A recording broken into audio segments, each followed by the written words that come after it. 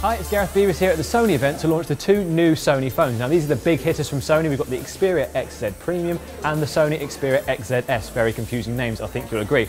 Essentially though, these are roughly the same phone. The main differences are, obviously, as you can see, the XZ Premium is bigger with a 5.5-inch 4K HDR screen, where this has only got a full HD 5.2-inch display. But the cameras are the same, both been upgraded, and apart from the difference in size and the mirrored finish on the Xperia XZ Premium, they're essentially the same phone. So we're going to focus on the Xperia XZ Premium and bring you all the features of that and what Sony's really brought to the table in terms of upgrades.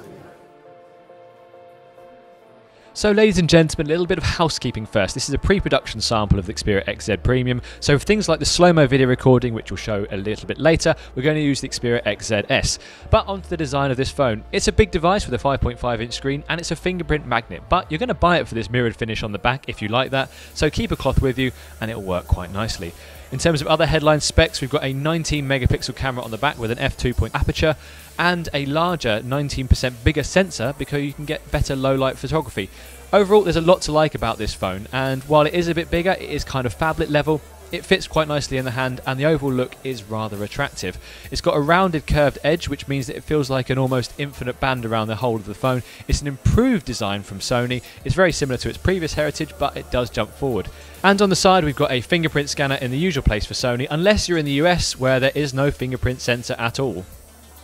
This is the Xperia XZS, which is slightly different, a bit smaller, doesn't have the same mirrored back, but ultimately still quite a well put together phone.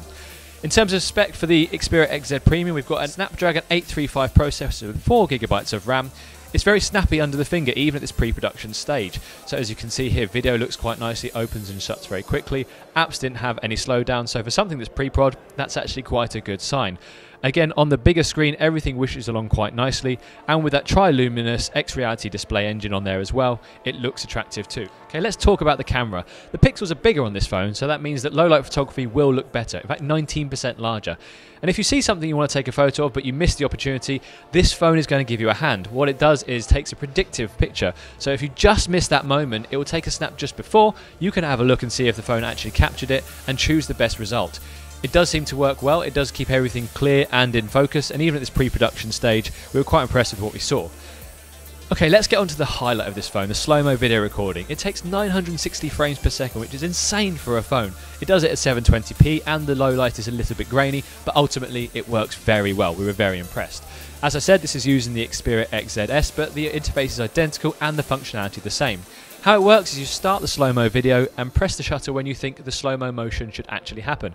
The phone very intelligently works out exactly when that should be, and the effect is very impressive. Now we should say here this is in a studio condition, so lots of lovely lighting on a white background with glitter. It's gonna look good, but it does show exactly what you can do with this phone, and I put glitter on my hands for you guys. I hope you appreciate that. It did not wash off. The other highlight of this phone is the 4K HDR display, and you're probably wondering, do I need this? Well, for once, Sony seems to have a reason for it. Unlike the Xperia Z5 Premium that had a 4K display with no content, Sony has partnered with Amazon Prime this time, so with Prime Video usage, you can watch HDR 4K quality content on your phone. And it does look good. You've got brighter colours, better contrast ratio, and overall the effect of the screen is better. Do you need 4K all the time? Probably not, and it will have an effect on battery life. But it does give a pleasing effect on the eye, and if you're looking for a large-scale phone with a good 5.5-inch 4K display, well, you're not really sport for choice, but this is the phone to get either way. And in terms of audio quality, while we didn't get to test it at the event, Sony should be making a great sounding phone here because it's got high-res audio processing and good upscaling on the phone. Plus it has a headphone jack, which Sony felt they needed to tell us about, so thanks Apple for making that a thing. Right, so this is the Sony Xperia XZ Premium, and I've got to say, slightly impressed. Although it's quite iterative in design, you'll see this is a Sony phone. I like the upgrades. The mirrored finish is quite nice. It's a fingerprint magnet, but quite nice. It's slim, the camera's powerful, the screen looks really nice. Whether that will last on battery, we don't know. But it's a big phone from Sony, and it's one we've got big hopes for. So let's see exactly what Sony can do when it finally comes to the shop shelves later this year. Thank you very much as ever for liking, thank you very much for subscribing, and if you want more information from TechRadar about the bestest phones in the world, this is the place to come.